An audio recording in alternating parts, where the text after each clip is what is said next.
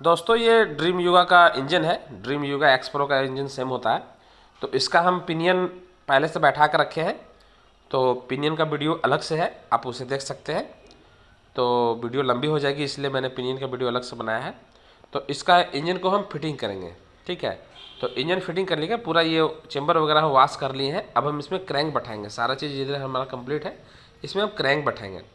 तो क्रैंक बैठाने के लिए क्या है ना कि इसका जो क्रैंक का जो क्लच साइड का जो बैरिंग होता है ना, चेंबर में बहुत ज़्यादा टाइट जाता है। तो उसके लिए हमें हथौड़े का यूज़ करके इसे बैठाना पड़ता है। तो देख रहे हैं ये पूरा फ्री नहीं जाता है, एक एक पल्ला इसका जाम होता है। तो इसके लिए हम क्या करेंगे ना कि इसे बैठाएंगे, ठीक है। तो ऊपर वाला जो प्लेट है, क्रैंक का ऊपर वाला जो प्लेट है, उस पर हम यूज़ नहीं करेंगे, क्योंकि उसमें यूज़ करेंगे तो हमारा क्रैंक टाल हो सकता है और जाम हो सकता है कनेक्टिंग। तो हम क्या करेंगे, इसका जो नीचे वाला जो प्लेट है उसमें हम एक रोड की सहायता से उसे हम ठोकेंगे और इसे बैठाएंगे, ठीक है। तो इसका क्रैंक भी हम रिपेयर करा के लाए हैं, क्रैंक इसका ख़राब था। तो ये एक्सल से देख रहे हैं, एक्सल से नीचे वाला प्लेट में हम इसे थोड़ा ठोकेंगे, दोनों साइड से ठोकेंगे ताकि यह बैठ जाए।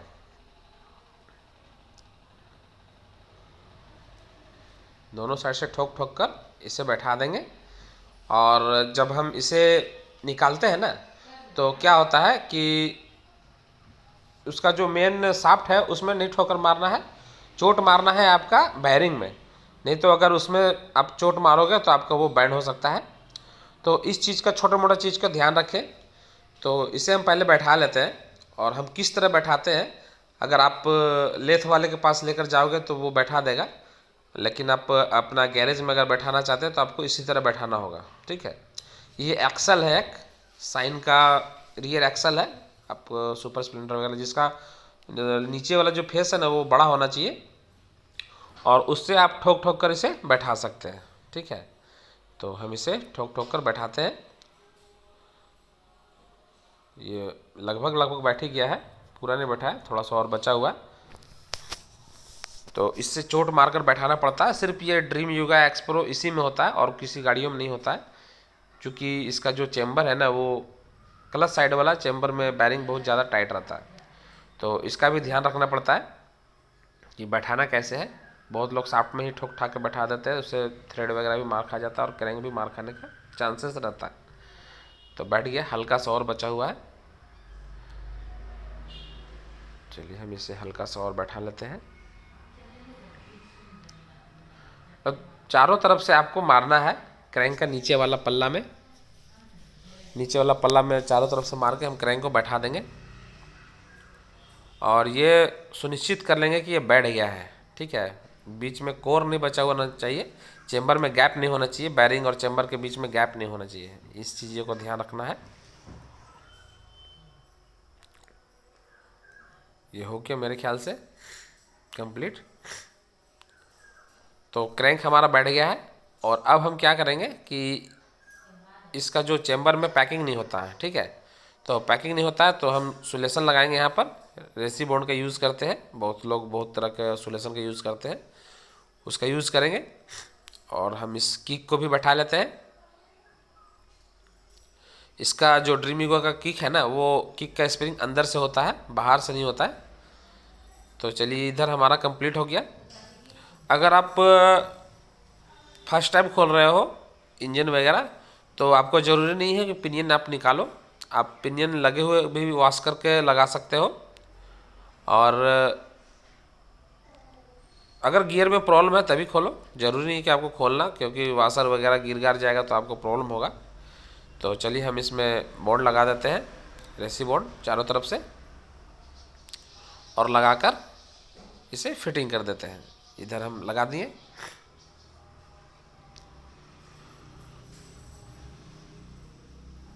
ये लगा दिए हम, ठीक है। और अब चेंबर को हम लगाते हैं।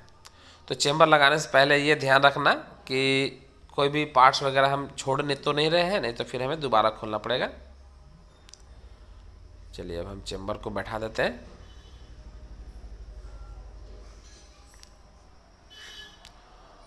और एक बात मैं आपको और बताता हूँ कि आप अगर फर्स्ट टाइम इंजन वगैरह खोल रहे हो तो इसका पुश रड जो होता है ना, टाइमिंग चेन का पुश रड, वहाँ पे उसे खोलना ज़रूरी है। उसका नीचे में एक टी बोल्ट होता है, बहुत लोग ध्यान नहीं रहता है और हथौड़ा मार मार के चेम्बर को ख़राब कर देते हैं।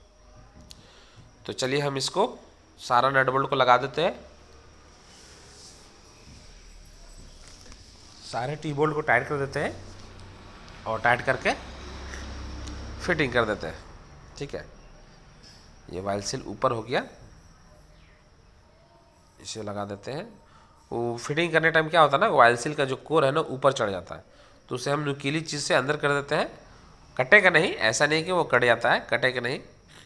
और इंजन फिटिंग करते टाइम ये जरूर ध्यान रखें, जो वाइल सील लीकेज है उसी को चेंज करें। ऐसा नहीं कि जो वाइल सील ख़राब नहीं है उसको भी चेंज कर देना है। ठीक है, इंजन वगैरह फिटिंग करने टाइम ये ज़रूर छोटी मोटी बातों का ध्यान रखें कि जो जो सामान ख़राब है उसी को चेंज करें। ऐसा नहीं कि पूरा हम पार्ट्स ही चेंज कर देंगे कि आपका इंजन लॉन्ग लाइफ करेगा, तो कस्टमर का भी लोड हो जाएगा ना, कस्टमर को भी ज़्यादा लोड हो जाएगा कि ज़्यादा बजट भाग जाएगा।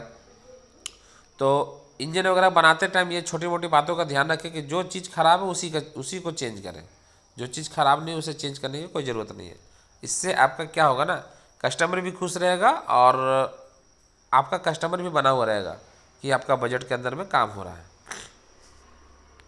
तो चलिए चेम्बर के सारे बोल्ट को टाइट कर लेते हैं।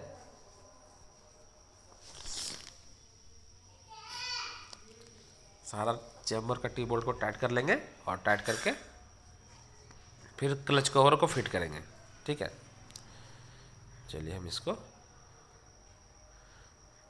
पहले टी बोल्ट को, सारे टी बोल्ट को टाइट कर लेते हैं।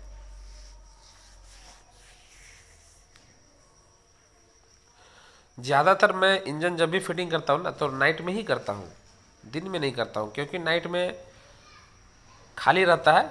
10 साढ़े 10 बजे रात के बाद नाइट में खाली रहता है और कोई कस्टमर परेशान करने वाला नहीं रहता है। और जो भी अल्टर काम होता है, जैसे कि वायरिंग से रिलेटेड और इंजन से रिलेटेड जो भी काम होता है वो मैं रात को ही करता हूँ।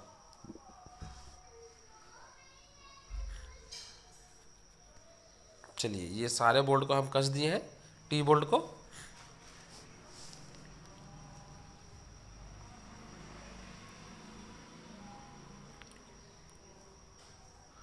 और टी बोल्ट कसने के बाद ये ज़रूर चेक कर लें कि क्रैंक फ्री है या नहीं है। ठीक है, क्रैंक फ्री नहीं रहेगा तो दिक्कत होगा।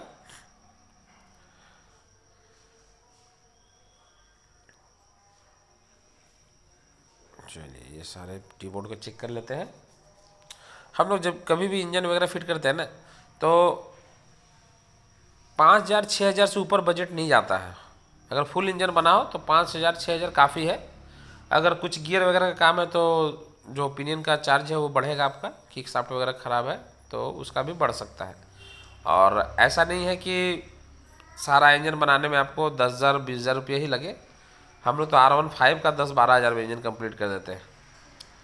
भाई बजट सबके पास नहीं होता है, हम लोग ग्रामीण क्षेत्र में रहते हैं तो इन सब छोटी छोटी बातों का ध्यान देना पड़ता है। ठीक है, तो चलिए किक का पिनियन को लगा देते हैं।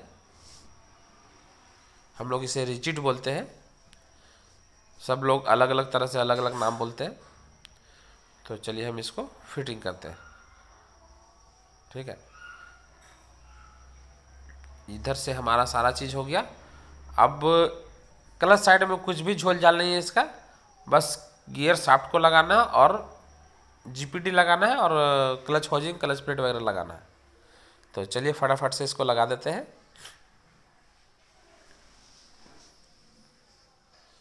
ये हो गया हमारा। अब हम गियर शाफ्ट को लगा देते हैं। गियर शाफ्ट में एक वाशर होता है, ये वाला छोटा सा, इसे फिट करते हैं।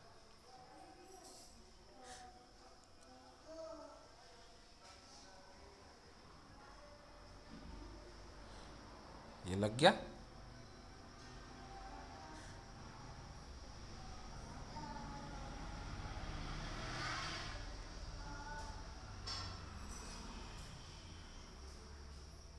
ये लॉक किक का शाफ्ट में जो लॉक रहता है ना उसे भी हम लगा देते हैं।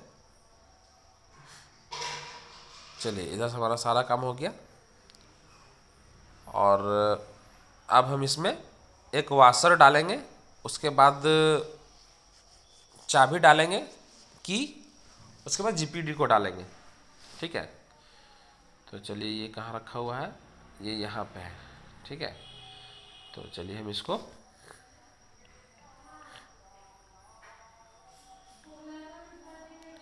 वाशर को लगा देते हैं। पहले एक वाशर, यहाँ पे एक वाशर लगा देते हैं। उसके बाद की, इसका जो की है उसे लगा देते हैं, ठीक है। ये की लगा दिए। अब इसमें एक जीपीडी लगाएंगे, एक मोटा सा, पहले एक मोटा सा वाशर होता है, उसके बाद में एक की लगता है, उसके बाद में जीपीडी लगता है।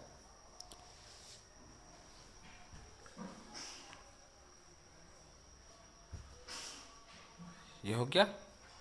अब हम जीपीडी को लगाते हैं। जीपीडी हम नया नहीं लगाए हैं, जीपीडी पुराना वाला ही है, क्योंकि इंजन का साउंड इसका ख़राब नहीं था, इंजन का साउंड सही था। अगर इंजन में कोई ऐसा साउंड है तो जीपीडी आप चेंज कर दें।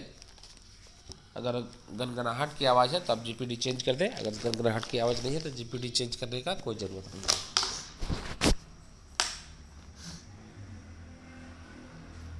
ठीक है, जीपीडी लग गया हमारा।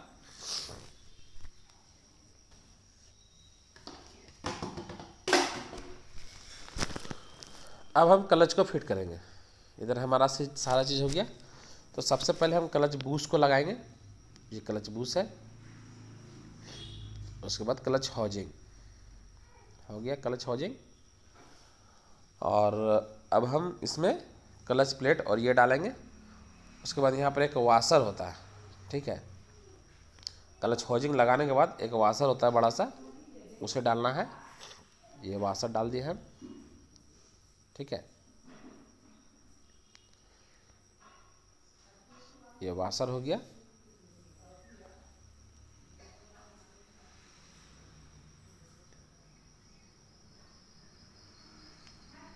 ये वाशर है, ठीक है।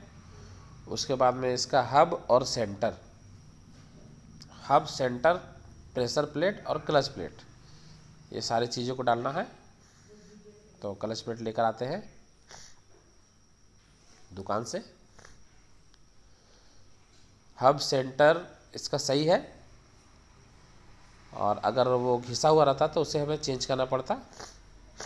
ये क्लच प्लेट लगा रहे हैं हम, हिक्को कंपनी की। चलिए क्लच प्लेट को लगा लेते हैं फटाक से। ये क्लच प्लेट है, क्लच प्लेट जला हुआ था इसका।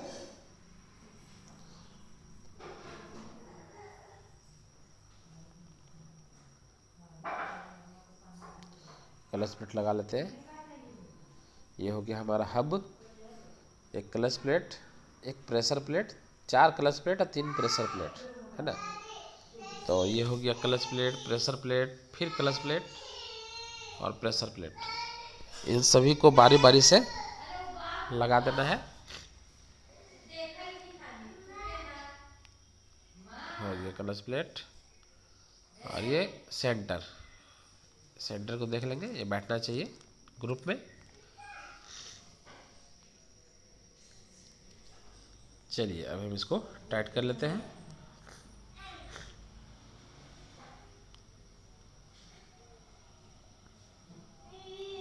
जब फिटिंग करें ना तो इन सभी चीज़ों को ध्यान रखें। क्लच प्लेट फ्री होना चाहिए, टाइट नहीं होना चाहिए।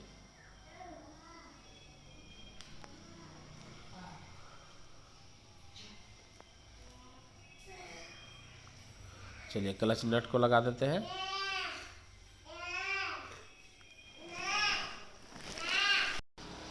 तो चलिए हम इसको लगा लेते हैं। ये फ्री होना चाहिए, सेंटर फ्री होना चाहिए, और पुलर की मदद से हम इससे इसका नट को टाइट कर लेते हैं, है ना। 19 नंबर का नट रहता है इसमें। पुलर की मदद से हम इसको टाइट कर लेते हैं, फुल टाइट। ये हो गया फुल टाइट। और ये हमारा थोड़ा सा नट मार खाया हुआ था ऊपर से, तो ये हमारा टूल्स फंस गया इसमें, गोटी। चलिए हम इसको निकाल लेते हैं गोटी को। और उसके बाद हम इसमें स्प्रिंग डालते हैं, चारों स्प्रिंग। उसके बाद चारों स्प्रिंग डालने के बाद ऊपर से प्लेट डालेंगे इसका, और 4 बोल्ट, है ना। इसका बैरिंग है, पुश करने वाला बेयरिंग है इसका। और चारों नट को हम टाइट कर लेते हैं। चारों नट को टाइट कर लेते हैं। चलिए सबको बारी बारी से टाइट कर लेते हैं। चारों नट को एक साइड टाइट करने से वो क्रैक होने का डर रहता है, तो चारों नट को बारी बारी से टाइट कर लेंगे। 10 नंबर का बोल्ट अगर कोई स्लिप है, रेंच नहीं लग रहा, तो आप बोल्ट को चेंज कर दें अगर आपके पास अवेलेबल है तो, और नहीं अवेलेबल है तो कोई दिक्कत नहीं है।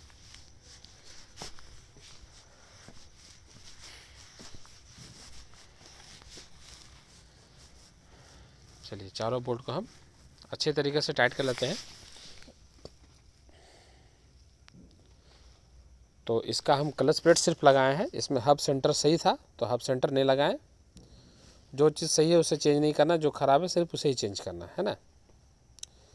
इससे आपका काम भी बढ़िया होगा और ओरिजिनल का सामान ओरिजिनल ही रहेगा और बिल भी आपका कम भागेगा, कस्टमर भी खुश, मैकेनिक भी खुश।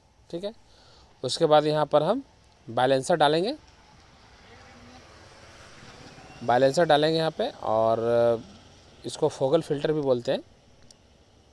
तो इसमें वाशर और नट है ना, वाशर और नट लगाकर टाइट कर देंगे। एक वाशर और एक नट। ठीक है। इसमें भी लगता है कि छेनी वगैरह मारा हुआ है नट में।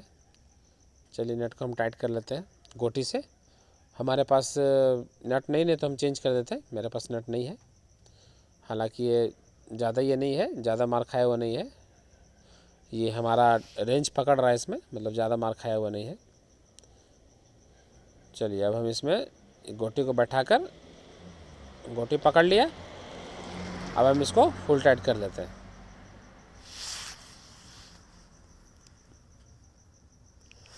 घुमा घुमा कर फुल टाइट कर लेंगे इसको। ये टाइट रहना बहुत ज़रूरी है। ये अगर लूज़ हो गया ना तो आवाज़ करेगा, वो अलग मैटर है। ऑयल पंप इसका काम नहीं करेगा, मतलब कि जो क्रैंक में ऑयल जाता है, हेड में ऑयल जाता है, वो काम नहीं करेगा, यहीं पे गिर जाएगा, प्रेशर से यहीं पे गिर जाएगा। तो ये टाइट होना बहुत ज़रूरी है। चलिए ये टाइट हो गया।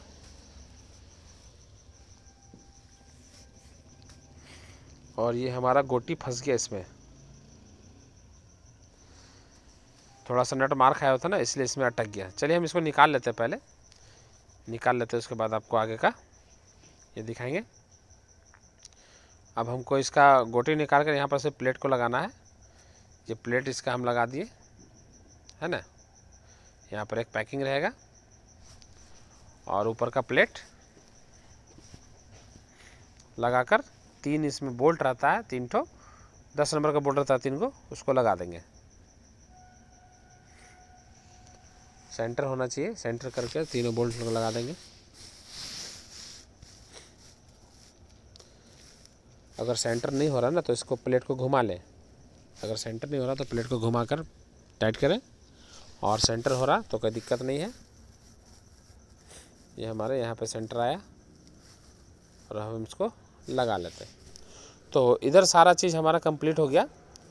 हम इसका बोल्ट वगैरह लगाकर सिर्फ क्लच कवर को लगा देंगे। क्लच कवर का पैकिंग सही है तो क्लच कवर का पैकिंग को हम चेंज नहीं करेंगे, क्योंकि इसमें जो पैकिंग होता है ना वो चदरा वाला पैकिंग होता है, जो कंपनी से आता है वो चदरा वाला पैकिंग होता है, तो वो पैकिंग को हम चेंज नहीं करेंगे।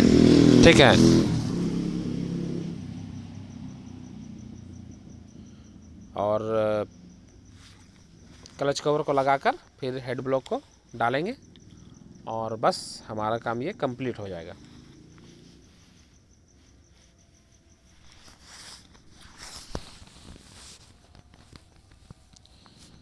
ये हम नट बोल्ट टाइट कर लेते हैं। कभी भी इंजन वगैरह खोले ना तो सारा नट बोल्ट वगैरह सब साफ़ करके एक जगह रखें, नहीं तो मिसिंग हो जाता है ना तो उसे खोजने में समय लग जाता है। थोड़ा मोड़ा एक आध गो बोल्ट टूल्ट इधर उधर हो गया तो खोजने में समय लगेगा। अगर आपके पास अवेलेबल है तो आप पुराना लगा दोगे फट से। मतलब ये छोटा मोटा चीज़ के चक्कर में ना टाइम ज़्यादा वेस्ट हो जाता है। जो 5 मिनट का काम है ना वो 15 मिनट लग जाता है। तो बोल्ट वगैरह नट बोल्ट वगैरह नहीं मिल रहा है, ये सब का थोड़ा जाम हो जाता है। चलिए इसको टाइट कर लिए हम, ये भी टाइट हो गया।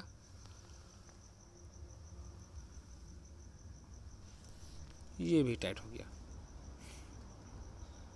सारा बोल्ट टाइट हो गया। अब हम इसमें क्लच कवर को लगाएंगे।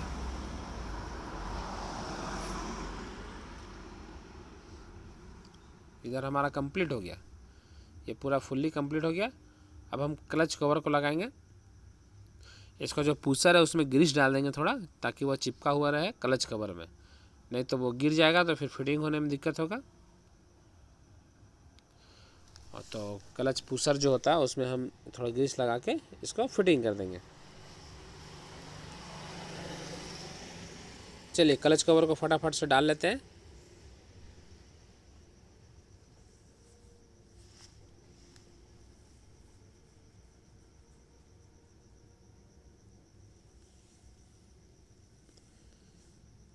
इसे लगा देते हैं क्लच कवर को। बैठ गया क्लच कवर। अब इसका सारा बोल्ट को लगा लेते हैं। चलिए इसका हम फटाफट से सारा बोल्ट को लगा लेते हैं और लगाकर आगे का जो काम है वो करते हैं। ब्लॉक लगाते हैं, रिंग हम डाल के रखे हैं, बस हमें रिंग को डाल के रखे, सिर्फ ब्लॉक डालना है। फटाफट से ब्लॉक डलाएगा, हेड डलाएगा, उसके बाद में फिर टाइमिंग चेन डलाएगा और ये हमारा कंप्लीट हो गया। तो चलिए हम ब्लॉक को डाल लेते हैं और पिस्टन पिन को कनेक्टिंग रोड में डालकर लॉक कर देते हैं। इसमें लॉक रहता है एक तार का।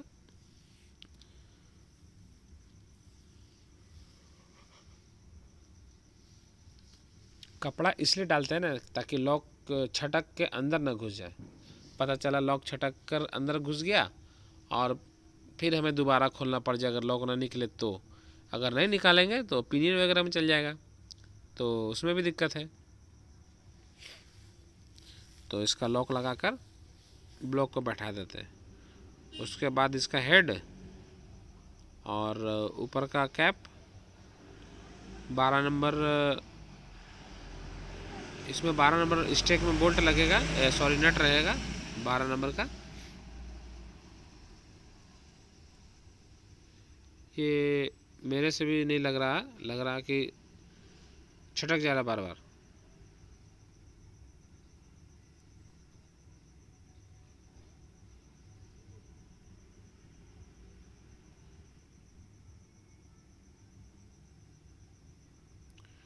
नट को लगाकर पिस्टन पिन डालकर लॉक लगाकर ब्लॉक को अंदर करेंगे। अभी तक लॉक लगा नहीं, फिसल जा रहा है, हाथ में तेल वगैरह लगा हुआ तो फिसल जा रहा है। तो चलिए हम इसका लॉक को कोशिश करते हैं कि लग जा फट से।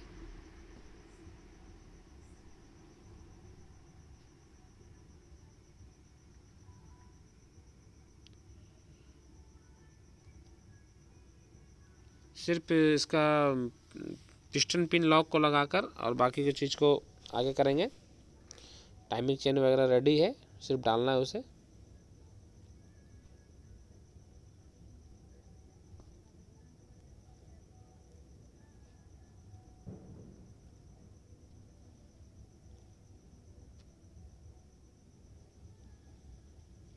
और फिटिंग करने के बाद इसका हेड का डोल वगैरह, ब्लॉक फिट करने से पहले हम हेड का डोल वगैरह चेक करेंगे।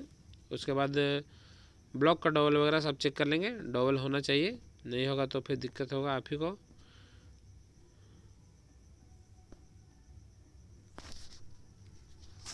ब्लॉक लग गया।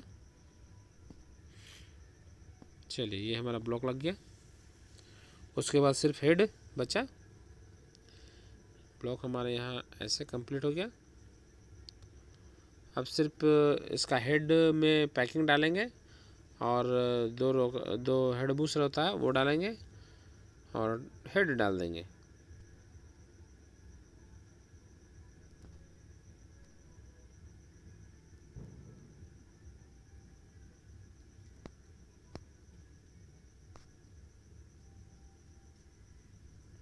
चलिए टाइमिंग चेन डाल देते हैं।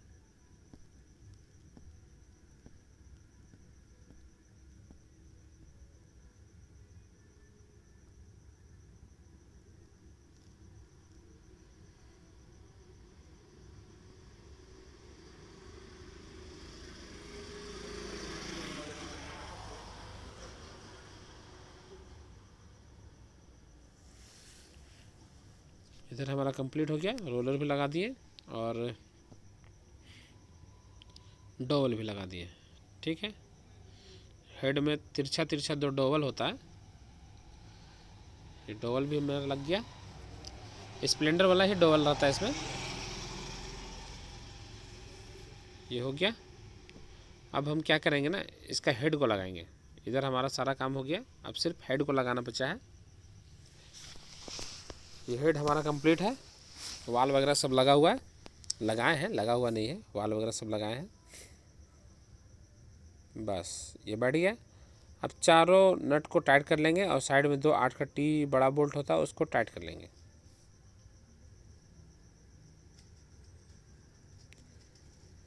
ये हमारा इधर कंप्लीट हो गया। अब बचा हेड। हेड में हम टाइमिंग वगैरह सब मिला दिए हैं, टाइमिंग चेन वगैरह सब मिला। चलिए मैग्नेट हम लगा दिए और इसका ये टाइमिंग मिला दिए। इसका स्पोकेट टॉप में होना चाहिए और टॉप में पिस्टन इसका था ही। ठीक है, तो इधर हमारा ये सारा चीज़ कंप्लीट हो गया और इधर मैग्नेट वगैरह भी सारा चीज़ हो गया, टाइट कर दिए हैं। पैकिंग सही है मैग्नेट का, बस मैग्नेट कवर लगा देना है हमको और टाइपिट सेट कर देना है और बस ये हमारा इंजन कंप्लीट हो गया। अब हम इसको गाड़ी में चढ़ा सकते हैं। हमारा इंजन कंप्लीट हो गया, ये पूरा इंजन कंप्लीट हो गया। सिर्फ इसका टाइपिट मिलाएंगे और मैग्नेट को टाइट करेंगे, मैग्नेट टाइट करेंगे और टाइपिट मिलाएंगे और मैग्नेट कवर लगा देंगे। बस हमारा इधर सारा काम हो गया। अब सिर्फ इसको गाड़ी में चढ़ाना है इंजन को और गाड़ी स्टार्ट कर देना है। इंजन ऑयल डालेंगे, गाड़ी स्टार्ट हो जाएगी। ये पूरा कंप्लीट हो गया। ये छोटा मोटा सामान बचा हुआ है, इसे सुबह लगाएंगे, रात ज़्यादा हो गई तो थोड़ा बहुत सामान जो बचा उसको सुबह लगाएंगे और बस कंप्लीट करके गाड़ी में चढ़ा देना है और गाड़ी स्टार्ट कर देना है। ये हमारा इंजन कंप्लीट हो गया। ठीक है दोस्तों, मिलते हैं।